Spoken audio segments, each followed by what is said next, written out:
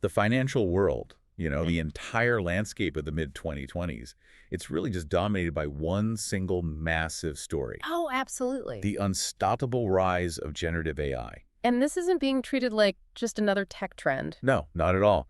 Analysts, the VCs, the media, they're all framing this as something bigger, a fundamental secular paradigm shift. They're comparing it to the arrival of electricity or the internet, something that completely remakes the economy from the ground up. And if you're looking for the epicenter of that earthquake, it's Nvidia. Without a doubt. Their chips, the H100s, the new Blackwell generation everyone is talking about, they are the literal infrastructure. They're the picks and shovels. So the picks, the shovels, the oil, the steel, everything for this new AI age. Yeah. And that market faith has pushed their valuation into the trillions. Which reflects this really broad, intense consensus that their growth is basically a sure thing. But that's the thing about consensus, isn't it? History tells us that when it gets that intense, that uniform, it's often a sign of fragility. Exactly. You have to look for the counter-narrative.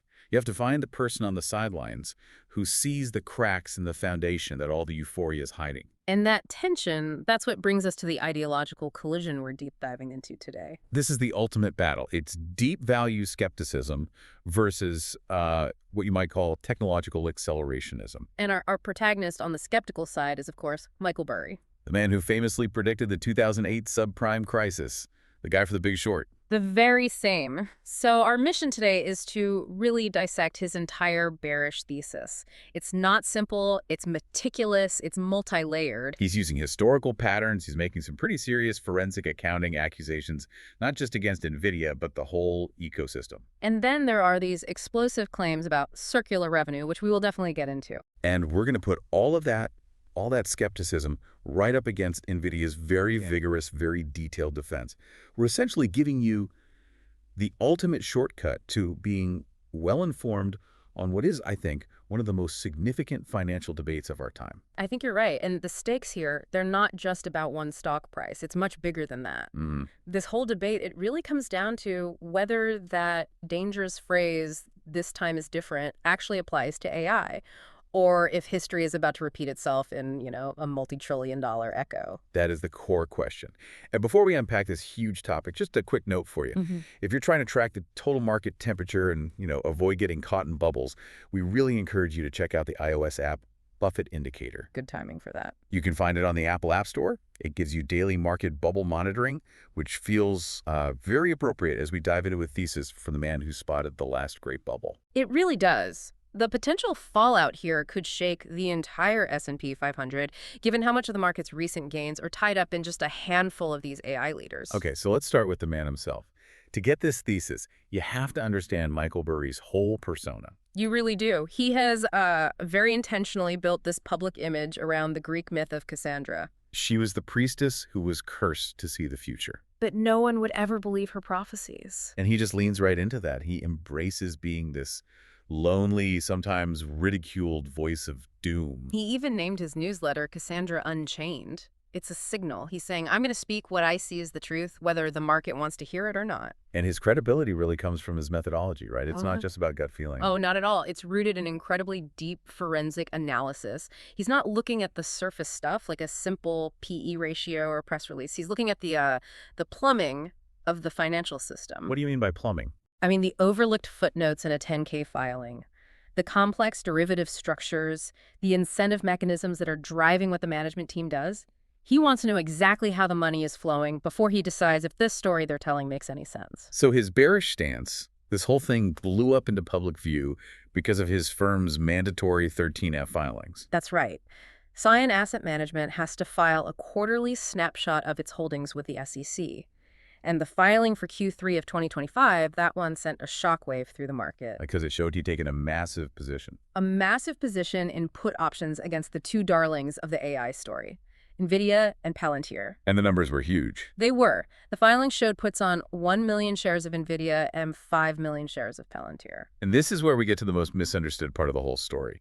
The headlines just screamed about a $1.6 billion bet against AI. That headline was so dramatic, but also so misleading. It was talking about the notional value of the position, not the actual cash he had at risk. And that distinction is absolutely critical to understanding his strategy. Okay, let's break that down because it's a really important point. Okay. What's the difference between notional value and the actual cash outlay? So the notional value is just the total market value of all the shares his options control. So if Nvidia is trading at, say, $150 a share, and he puts on 1 million shares, the notional value is $150 million. Simple math. But he didn't spend $150 million. No, not even close. A put option is just the right to sell the stock at a set price by a certain date. It's not the obligation. And buying that right, that insurance policy, is way cheaper. The cost of that right is the premium he paid, and that's his actual cash outlay. So he wasn't betting the farm here. Far from it. The actual capital he probably deployed was a tiny fraction of that $1.6 billion figure, maybe somewhere in the range of $20 to $50 million. Which changes the entire story. Completely. It reveals the strategy. This was an asymmetric wager. He had a capped loss. The most he could lose was the premium he paid for the options. But the upside was huge. Exponential. If a crash happened, his options would suddenly be worth a fortune. It's a way to make a huge bet on a disaster scenario without risking the whole fund. And what's interesting is how his thesis evolved. This wasn't his first move against the sector. That's right. This was phase 2. His bearishness evolved from a really broad concern into a surgical strike. So what was phase 1? Back in 2023, it was much more general. He held put options on the iShares semiconductor ETF, the SOXX. He was just betting on a broad cyclical downturn in the whole chip industry. But by late 2025, he changes tactics. He does. He closes out that general SOXX position and concentrates all his fire directly on Nvidia and Palantir. Which is a huge signal. It's the key signal. It tells you the thesis matured. He's no longer just betting on a simple industry slowdown. He's making a targeted bet against the specific narrative of the AI bubble. He's saying the perceived winners are the ones most detached from reality. And then, just as everyone is digesting this huge public filing, he disappears. He goes dark. In October 2025, he announces that Scion is liquidating its status as a registered investment advisor. And his quote was so telling. What did he say? He said, "My estimation of value in securities is not now, and has not been for some time, in sync with the markets." So what was the strategy there? Why go through the headache of deregistering? It was about freedom. It was the Unchained part of his newsletter name. By deregistering, he's no longer required to file those public 13Fs. So he can operate in the shadows. Exactly. He can trade without the public, the media, and maybe most importantly, without the market makers knowing his every move every 90 days. He's preventing people from front-running his trades. It was a tactical retreat to give him maximum flexibility in a market he sees as totally irrational. Okay, so let's get into the intellectual heart of the thesis. Because Burry is, first and foremost, a student of market history. He's always looking for repeating patterns in human behavior and crowd psychology. And the cornerstone of this entire argument is this one explosive analogy.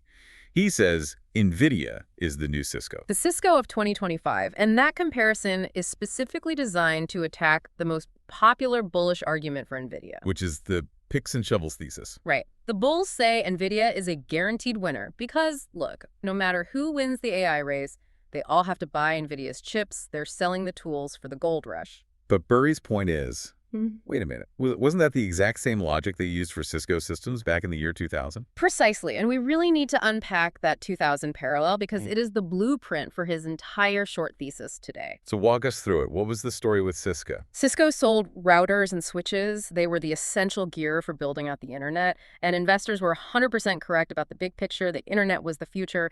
Everyone needed Cisco's equipment. The core technological thesis was right. So if the thesis was correct, where did it all go so wrong? Why did the stock collapse? It wasn't about the technology's ultimate utility. It was all about the pace of the build-out. You had all these telecom companies. They were desperate not to miss out on the dot-com boom. So they panic bought Cisco routers. They laid millions of miles of fiber optic cable far, far beyond any immediate need. They overbuilt. They massively overbuilt capacity for internet traffic that wouldn't actually show up for another decade. So it created this kind of demand illusion.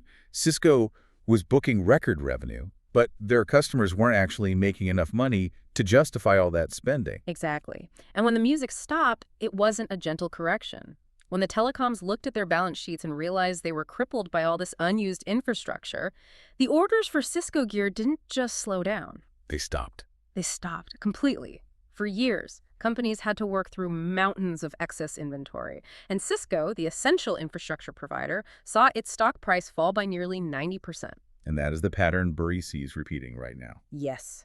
His core claim is that the hyperscalers, Microsoft, Google, Meta, Amazon, they are doing the exact same thing. They're panic buying GPUs. Driven by this intense FOMO, the fear of being left behind in the AI arms race. And their buying decisions are based more on securing a scarce resource than on having immediate, proven, profitable uses for all of that computing power.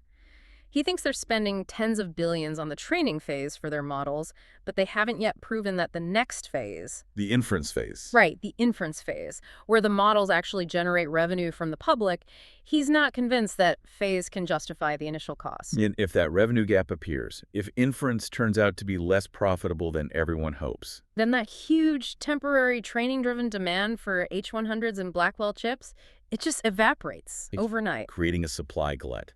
The exact same kind that crushed Cisco. And suddenly the customers have to slam on the brakes. They stop buying until they can figure out how to generate a return on the billions in hardware they already own. Now, I have to push back here, because this is where the bulls have their strongest counter-argument. They say the Cisco parallel is fundamentally flawed. Cisco was selling commoditized hardware. Routers and switches could be replaced by competitors. Nvidia is selling the whole CUDA software ecosystem. Doesn't that software moat break Burry's historical parallel? And that, right there, that is the trillion-dollar question. It's the central point of the entire conflict. Burry would acknowledge the software moat exists. Of course it does. But his argument is economic, not technological. He argues that even the stickiest software can't overcome a massive economic glut. So even if you're locked into CUDA? Even if you are, if your company is suddenly sitting on $100 billion worth of functionally obsolete equipment, you still stop buying new equipment until you work through the old stuff. The value of buying one more chip, the marginal utility, it falls to zero, regardless of the software it runs. And this leads to his core doctrine, what he calls supply-side gluttony. Yes. He says you don't identify a bubble by looking at demand. Demand is always robust in a mania. Everyone's excited. You identify it by looking at the reckless overinvestment in infrastructure and supply.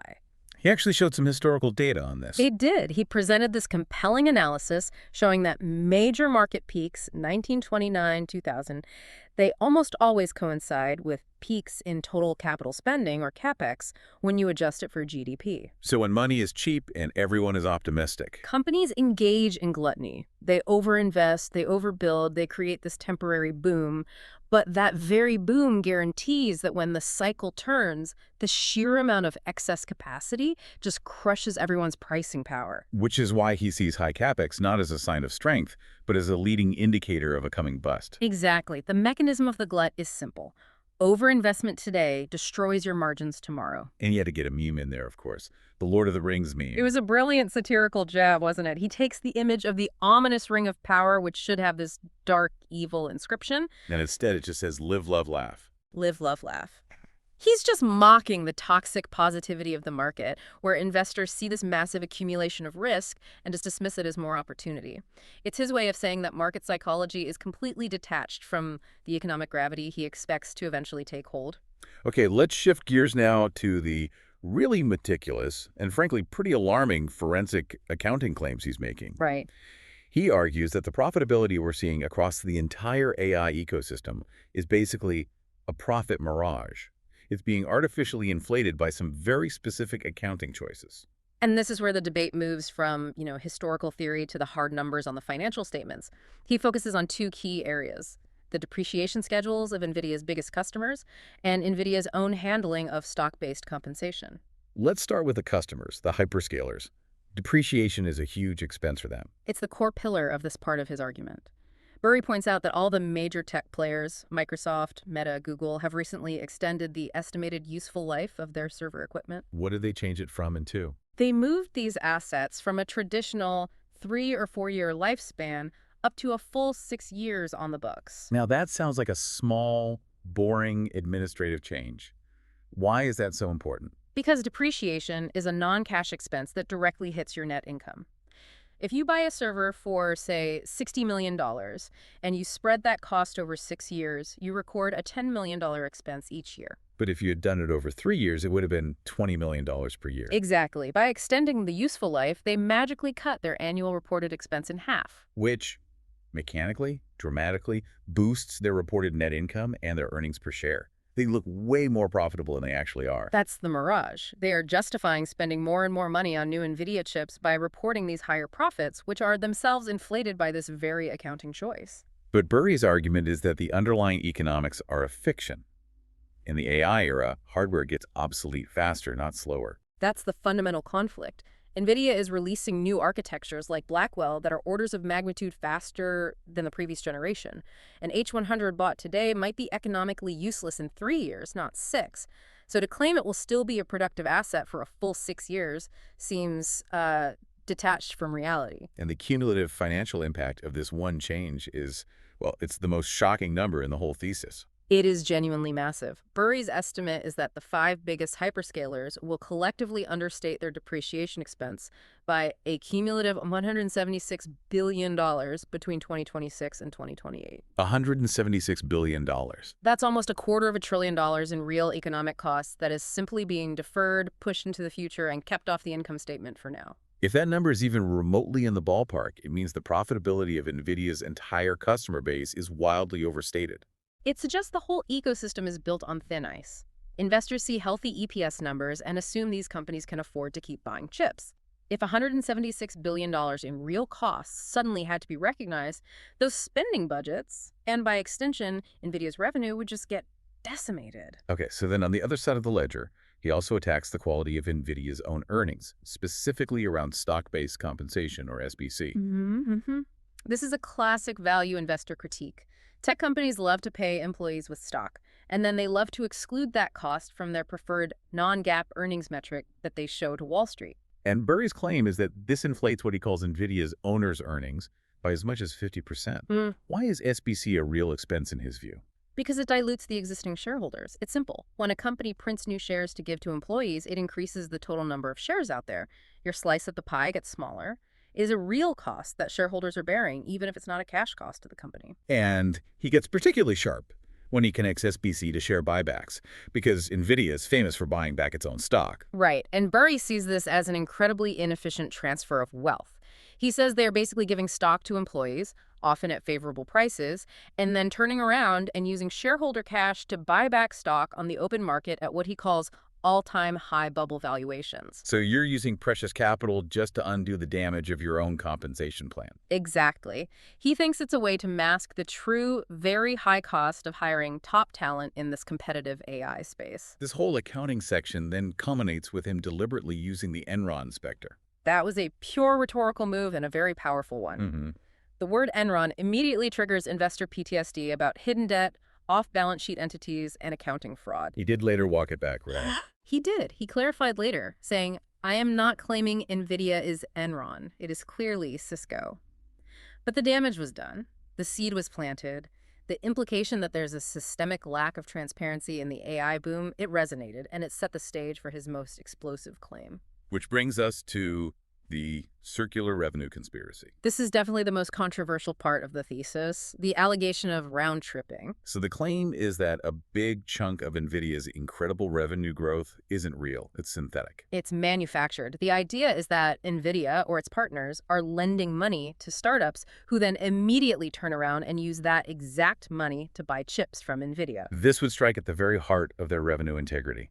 And the focus of this claim is on the rise of a new type of customer, the neoclouds. Right. Companies like CoreWeave. CoreWeave is a fascinating story. They used to be a crypto mining company, and they pivoted hard into becoming a specialized GPU cloud provider. So they're not like AWS or Google Cloud. They just do GPUs. Exactly. And their relationship with Nvidia is incredibly close, almost symbiotic. Well, first, Nvidia is a direct strategic investor in CoreWeave. They own a big chunk of the company. And second, and this is key, CoreWeave gets priority allocation of the scarcest chips, like the H100s. That gives them a huge competitive advantage. Okay, so based on what the critics have pieced together, let's walk through the alleged cycle of this round-tripping. It's basically a multi-step funding loop. Step 1, Nvidia invests equity directly into CoreWeave. Step 2, Major financial players who are closely aligned with Nvidia, firms like Blackstone and Magnetar, they lend billions of dollars in debt to CoreWeave. Okay. Step 3. CoreWeave takes all this capital, which it got either directly from Nvidia or through its partners, and uses it to place massive orders for high-margin GPUs from Nvidia. And step 4, Nvidia books all of that as clean, high-quality revenue and profit, which helps them beat Wall Street estimates and push the stock higher. That's the alleged cycle. If that's true, it sounds identical to the Lucent disaster from the late 90s. The parallel is not an accident. That's exactly what Burry is implying. During the dot-com boom, Lucent was desperate to keep its growth numbers up, so they started lending money directly to shaky telecom startups, just so those startups could buy Lucent's equipment. And it worked. For a while. For a while. Lucent booked the sales, but then the startups inevitably went bankrupt. Lucent had to write off billions in bad loans, and the whole thing came crashing down. Burry is arguing we're seeing a modernized version of that same playbook.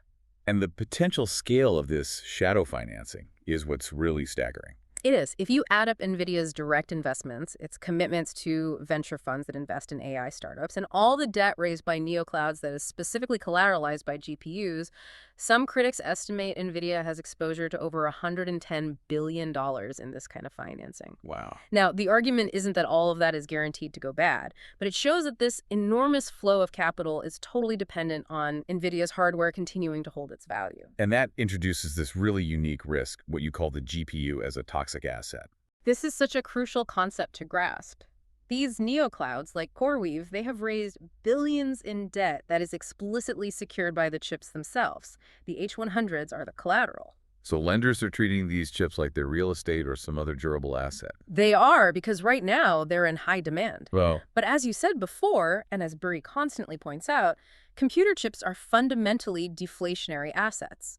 Their value falls off a cliff as soon as the next generation comes out. and that's the vulnerability. That's the ticking time bomb. The toxic asset risk scenario goes like this. Demand for rental compute suddenly drops. Maybe the inference phase isn't as profitable as hoped. CoreWeave can't make its payments and defaults on its loans. What happens then? The lender sees the collateral, which in this case is thousands and thousands of high-performance GPUs. They have to sell them to get their money back, so they dump all these H100s on the secondary market. Creating a flood of supply. A massive flood, which instantly crashes the price for both used and new GPUs. It would completely obliterate Nvidia's pricing power and their fat profit margins.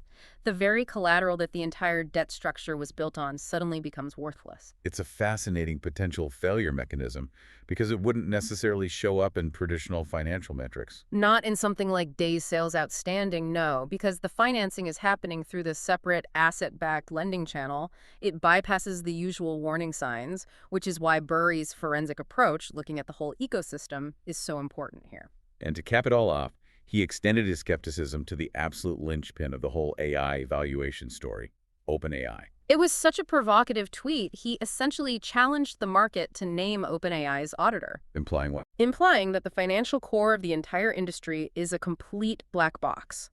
OpenAI has this incredibly convoluted corporate structure. It's a private company burning through cash at an incredible rate. And his point was, if the foundation of this entire valuation tower is opaque and potentially unstable, then the whole thing is at risk of collapse. Okay, so the accusations are on the table. They're serious. They're detailed. Nvidia had to respond. They absolutely did. You can't let accusations of that gravity from a figure like Burry just hang out there unanswered. And they didn't just put out a press release. They launched a very technical, targeted counteroffensive. That's right. Their investor relations team sent a detailed 7-page memo directly to Wall Street analysts, refuting the bear case point by point. And that memo eventually leaked, which gives us a great window into their defense. So let's start with their rebuttal to the biggest claim, circular revenue. How did they defend their revenue integrity? They flatly denied any systemic scheme. And they used numbers to do it.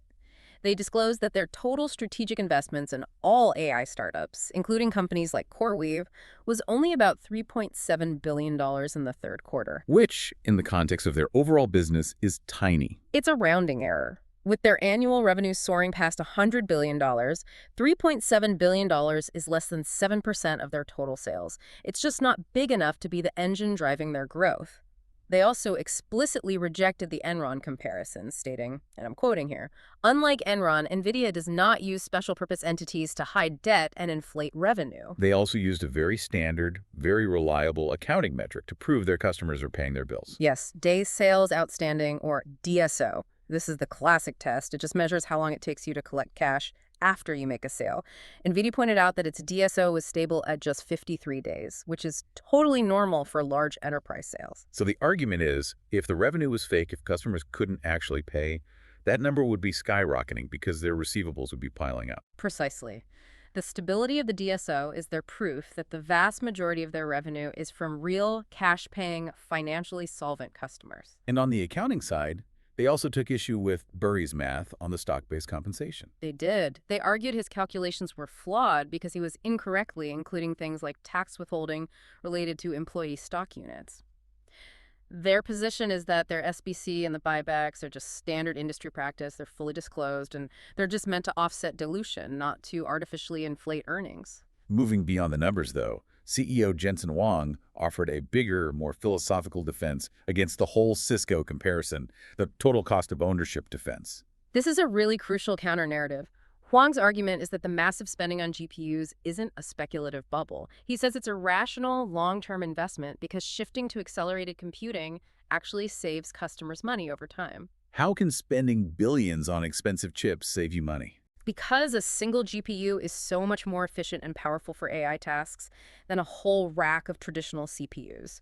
He argues that when companies replace their old CPU data centers with new GPU-powered ones, they see massive savings on electricity and the physical space they need. So the high upfront cost is justified by lower operating costs down the line. Exactly. The CapEx isn't an act of fear or FOMO. It's a smart investment with a rapid and justifiable ROI. And to counter the idea that all their demand is concentrated in just a few U.S. tech giants, they introduced this concept of sovereign AI. This is a powerful diversification argument. They're saying, look, our demand is no longer just coming from 4 or 5 U.S. hyperscalers.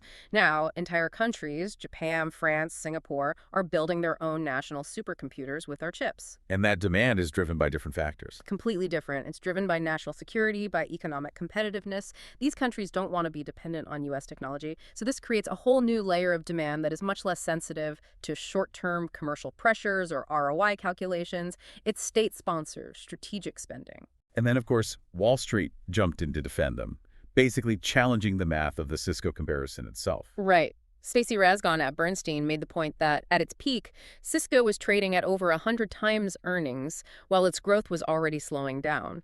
Nvidia's forward PE is more like 30x to 40x, which, while high, is actually justified by their real triple-digit earnings growth.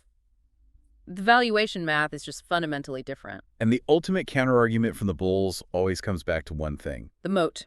And the moat is CUDA. The software. The software. They emphasize that Cisco's routers were commodity hardware. Switching to a competitor was relatively easy, but the CUDA platform has tens of thousands of developers building on it. It's deeply integrated into everything. So switching away from Nvidia means rebuilding your entire software stack from scratch. And retraining all your engineers. The switching costs are massive. That stickiness gives them a durability and a defense against obsolescence that Cisco never, ever had. So we have the full bull case and the full bear case. Now we have to look at how this all plays out in the real world, in the market mechanics. Because Burry's position creates volatility, whether he's right or wrong. It creates a structural issue for the market makers, what traders call negative gamma. Okay, what does that mean in plain English? Because Burry and others have bought so many put options, the dealers who sold them those options are on the hook if the stock price plummets. To protect themselves, they have to short the stock. To hedge their position. To hedge their position, and here's where negative gamma kicks in. As the stock price starts to fall, the probability of those puts ending up in the money goes up. This forces the dealer to sell more stock, often at an accelerating rate, to keep their hedge balanced. So a small drop can trigger a wave of forced selling from the dealers. Which can amplify and accelerate a sell-off. It creates a situation where Burry's prophecy can, in the short term, become self-fulfilling just because of the market structure he's created. But then there's the paradox, the other side of the coin, the wall of worry. His very public skepticism can actually fuel a rally. Absolutely. The massive short interest he attracts means there is a huge pool of mandatory buyers just waiting on the sidelines. People who have to buy the stock back to close out their short positions. Exactly. So every time Nvidia releases good news, like beating earnings estimates, it forces those shorts to scramble and cover their positions. Which creates a short squeeze. A massive short squeeze, pushing the stock price even higher. So in a weird way, the constant fear that Burry might be right keeps the market from getting too euphoric, which, ironically, might be helping the rally last even longer. So as we wrap up this deep dive, we're really left with this fundamental unresolved conflict. On one side, you have the forensic historian Michael Burry, who believes that human nature, bubble dynamics, these things are immutable laws that will always trump technology in the end. And on the other side, you have the technological futurist Nvidia, who believes that their innovation, their software moat, it's so powerful that it has fundamentally broken those old historical constraints and created a new economic reality. So there are really only two ways this can end. Right. Scenario 1, Burry is correct. The whole thing unravels, maybe a neocloud collapses, or the accounting comes under regulatory scrutiny. That triggers a broad market correction, deep value investing is vindicated, and Nvidia's stock suffers a massive derating. And scenario 2. Scenario 2, Nvidia is correct. Burry's puts expire worthless. The circular revenue is proven to be just a rounding error, and the company's growth continues, powered by real cash flow from the world's biggest companies and governments. The conflict really hinges on two fundamental premises that you as a listener have to weigh. It does. First is hardware deflation, an unbreakable law of nature that will eventually destroy the value of all these GPUs and the debt built upon them. Or does that sticky software layer, CUDA, lock in demand for long enough that it makes the hardware obsolescence issue irrelevant? You have to decide which force historical precedent or the technological moat you believe is stronger. Well, thank you for taking this incredibly detailed deep dive with us into the Burry versus Nvidia conflict. We covered some really complex topics today, from asymmetric wagers and depreciation manipulation to vendor financing, hopefully giving you the comprehensive analysis you need to form your own informed opinion. And if you found this discussion on market valuation and bubbles interesting, and you want to keep track of the market's temperature, we do encourage you to search and download the iOS app Buffett Indicator from the Apple App Store. It provides daily market bubble monitoring. We really appreciate you joining us. And if you want access to our full advanced deep dives, you're welcome to join our Deep Value Club membership or subscribe to us on the Apple and Spotify podcast channel, Deep Value Investing. Disclaimer. All analysis is based on publicly available sources and is for educational purposes only. This content does not constitute investment advice. Please conduct your own due diligence before making any investment decisions.